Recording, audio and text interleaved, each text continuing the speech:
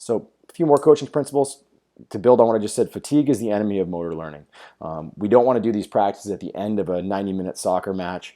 We want to do them while we're fresh, right after a warm-up period where we've optimized better movement. We've created a little bit of a transient improvement in mobility and established good stability in those positions. And then we want to really home in and strengthen those patterns. We never want to power through pain or suspected anatomical issues, right? So perfect example is if you take an athlete through an assessment and he's got a big hip shift on a squat, and the side that he shifts towards, you put him on a table and it's got pain with flexion and internal rotation. He's got a positive Faber test, and you're probably dealing with someone who's got like a femoral acetabular impingement. So the last thing you want to do is crank him aggressively into internal rotation, start stretching him into hip flexion and trying to groove that squat pattern like crazy when you know that there may be a bony block, some kind of anatomical issue that's A, limiting his movement, and B, causing pain. So stiffness, like we talked about in previous presentations, can certainly come from anatomical adaptations. And that's not just stuff with the hip. That can be a stiff ankle that lacks dorsiflexions because of either bony overgrowth or just the structural foot type they have. It certainly can be a shoulder that's developed some reactive changes as well. So you also have individuals who are a little bit older who may literally just be locked in a little bit more of a kyphotic position that you're not going to improve with crazy, thoracic extension work. And in fact, they may go and compensate through their cervical spine and wind up with neck issues. So you have to be really cautious about just aggressively stretching stuff without knowing what is going on. So as a good rule of thumb, you're very rarely ever going to have a problem if you just work to establish good stiffness, establish stability. But you can definitely run into some problems if you try to power through a limitation to range of motion. Don't ever be afraid to refer out. If something ever stumps you, something doesn't seem right, or you see pain, you see ridiculous symptoms, you see, numbness, tingling, things like that. There are always people out there who can help you to get a better picture of what's going on from a movement standpoint and help you to create a safer, more effective program. Manual therapy can be super helpful in terms of getting the ball rolling. We know that manual therapy has been around for 4,300 plus years. There's evidence dating way back, to basically support the fact that this has made people feel good for a long time.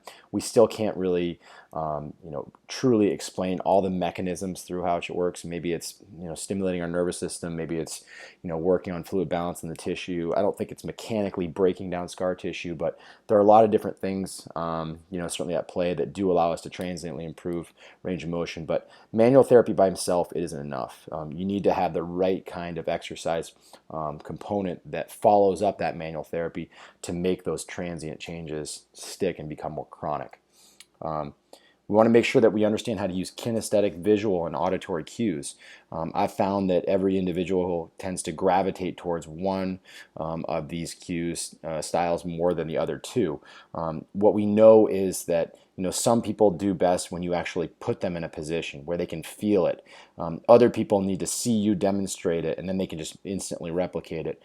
Other people can just hear it from you. They're auditory learners, and you tell them what to do, and they pop right down, and they show you a perfect deadlift starting position, or they just know how to get to where they need to be.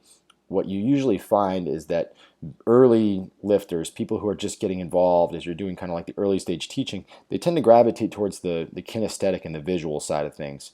So in many cases, what I'll do with a true beginner is I'll go and I'll demonstrate it real quick for a rep or two or just a position, and then I'll say, show me, and once they get there, I may manually kind of help to put them in a position. So maybe it's the kind of thing where I show them a deadlift position, and hey, it looks pretty good. Maybe they're just like looking up, and I want to just go over and I just use my finger to push their chin down a little bit, so we get them into a little bit more of a neutral cervical spine posture. So that would be a predominantly visual learning experience with some kinesthetic adjustments, right?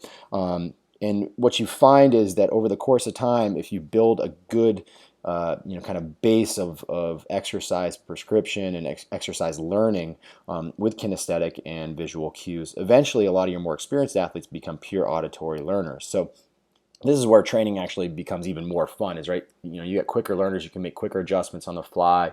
You can get a little bit more sexy with your programming because they understand the coaching cues. You might only have to give them one or two words where you say, show me the logo on your shirt, and it's a good reminder not to round over up top on a deadlift technique.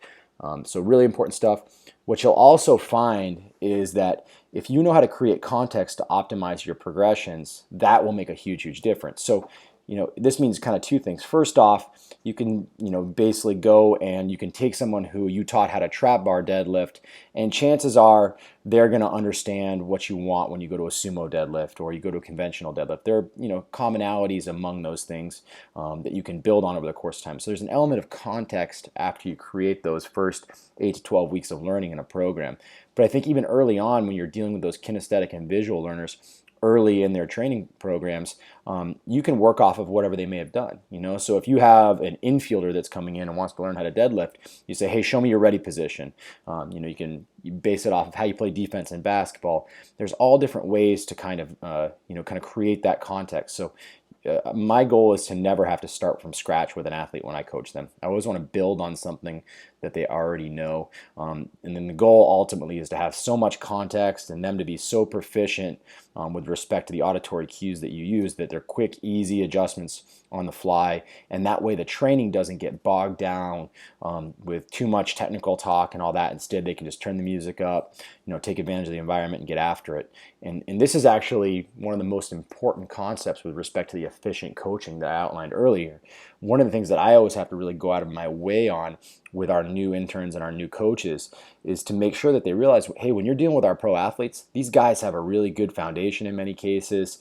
Most of them are auditory learners. How you interact with them is going to be dramatically different than how you interact with that untrained 13 or 14-year-old kid that comes in. You probably have to say a lot less. And in fact, you're probably not going to want to be coached by you if you talk too much and you slow things down too much. So very, very important to understand the athlete, the learning style, and the training experience when you interact with them and try to create better movement.